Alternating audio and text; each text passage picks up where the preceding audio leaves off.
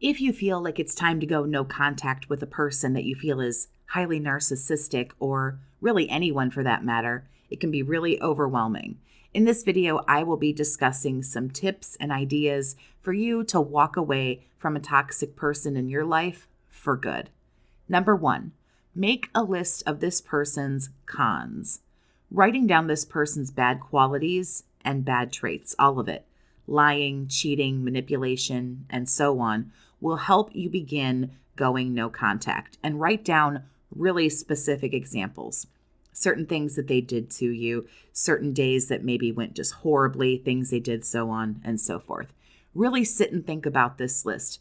Be truthful and honest with yourself. Don't make up things, don't exaggerate things, just really make that list.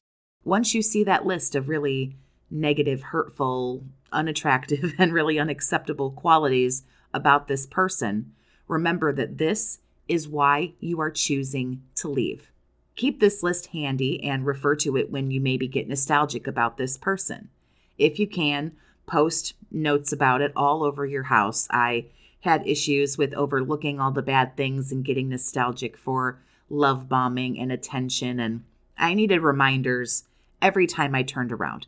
If you don't have that luxury of putting notes all over your house, maybe keep a list in your car, on your phone, at work, and really you need to continue to focus on all of those negative things, why they're unacceptable, why you don't need to continue to put up with them, and why you need to leave.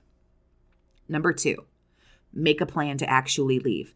You might be married to this person. You might live with this person, and you can't exactly just pack a box, throw it in your car, and leave.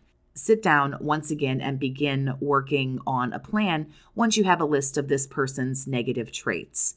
Can you get a place on your own? Do you maybe own your home and it's all about them leaving? Can you stay with friends or family? How much money would you need to be able to do this on your own? Would you need a roommate? Maybe you need to start a savings plan. Can you ask someone close to you for help or reach out to places in your area that offer assistance? You might need to deliver a restraining order or a PPO to this person, get a lawyer, and begin some preliminary planning. But begin to make those plans and scratch some of those ideas down on paper to further your idea of, yes, I need to leave and I'm getting the ball rolling. Number 3, set a start date. Addiction is addiction, and for whatever reason, sometimes it's just hard to let a person go.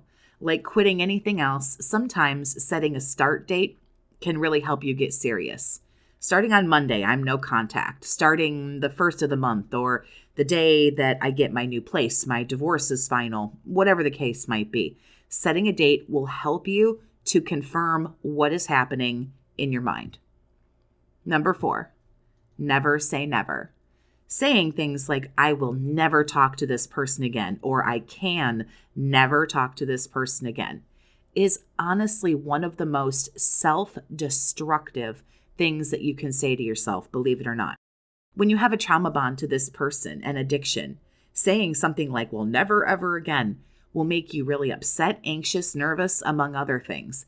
Giving up anything is hard. Hell, we see what happens if we go on a diet or try to quit drinking or whatever it is that we're addicted to. Therefore, stop telling yourself never, ever again. Yes, in reality, we know that it has to be never, ever. Logically, we understand it. But this is kind of that fake it till you make it part of things.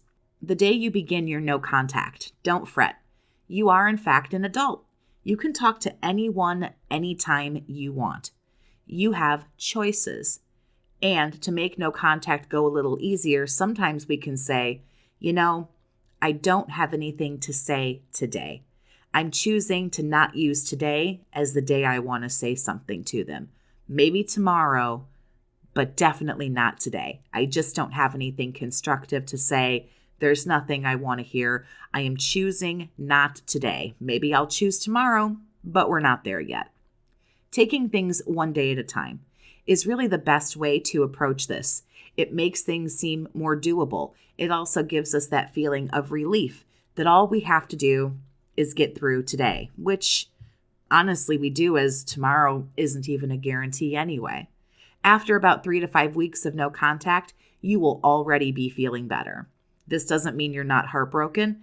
This doesn't mean you're not really pissed off, or both, but the urge to reach out or to respond to them when they try to rope you back into something is going to fade. You'll enjoy not being gaslighted, not being lied to, cheated on, anything else that they were doing.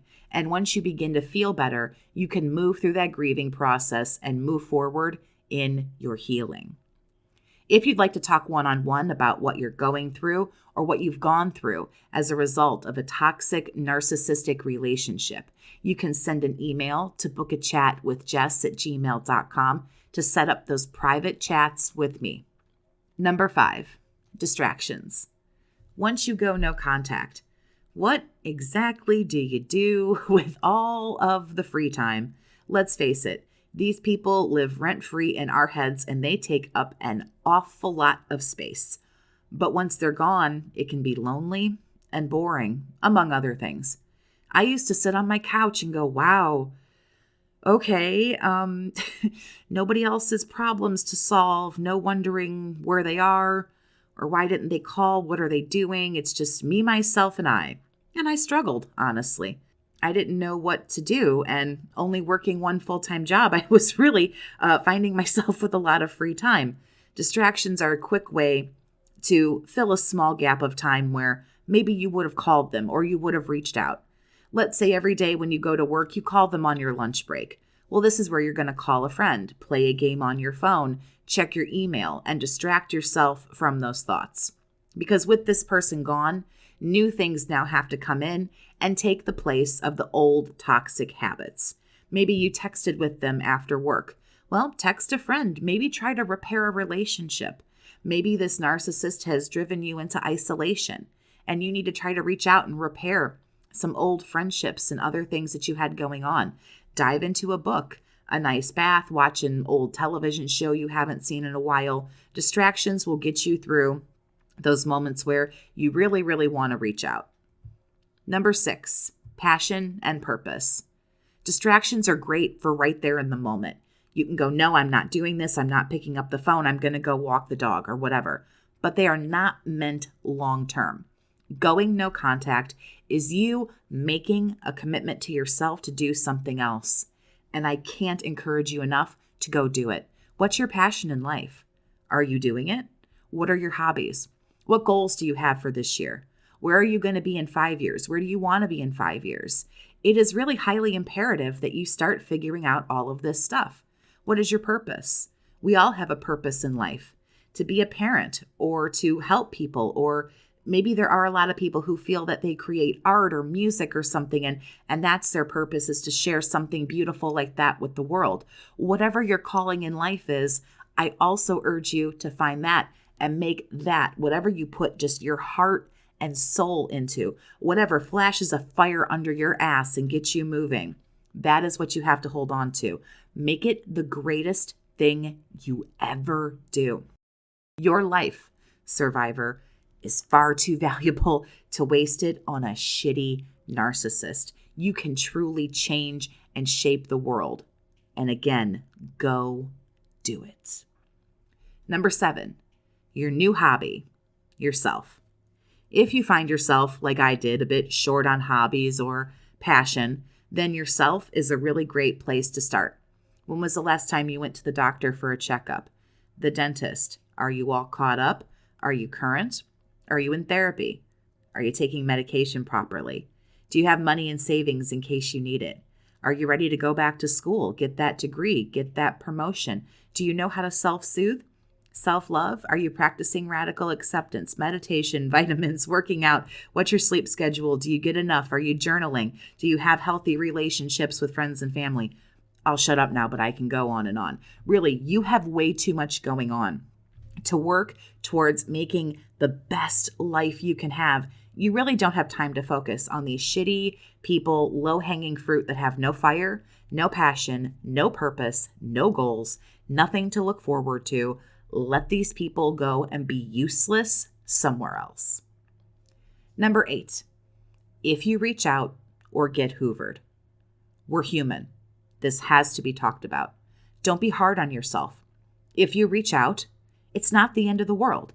You can begin no contact again as soon as you're ready. But that is why it's so important to plan out as much of this as possible. You don't want this to develop into a pattern. But again, another opportunity to talk to yourself. You have to talk to yourself, survivor. Why did you reach out? Boredom, loneliness, fear? Was there something that you just really needed to get it off your chest? Something maybe that you wanted to hear from them? On the flip side, why did you entertain a Hoover? Again, boredom, loneliness, fear, something I just listed. Was it something else? Did they maybe find a way to reach you that you hadn't thought about, that you had forgotten, the old email, the old Instagram, whatever the case? No contact can be trial and error, and there's nothing wrong with that. But again, if we have a plan, it helps us get through it. A plan is so incredibly useful. You can even make a list of some reasons why you still want to talk to them. Figure out the why. Again, why is always so important. Journal it out. Work on it in therapy. Share this information with a friend or somebody else whom you really trust. I promise you, once you go no contact and you do this successfully for 30 days, you're so far less likely to reach out or to be swayed by a Hoover because you're going to start to feel so much better. So if you're listening to this and you're already in no contact, you've already gone no contact, I'm proud of you.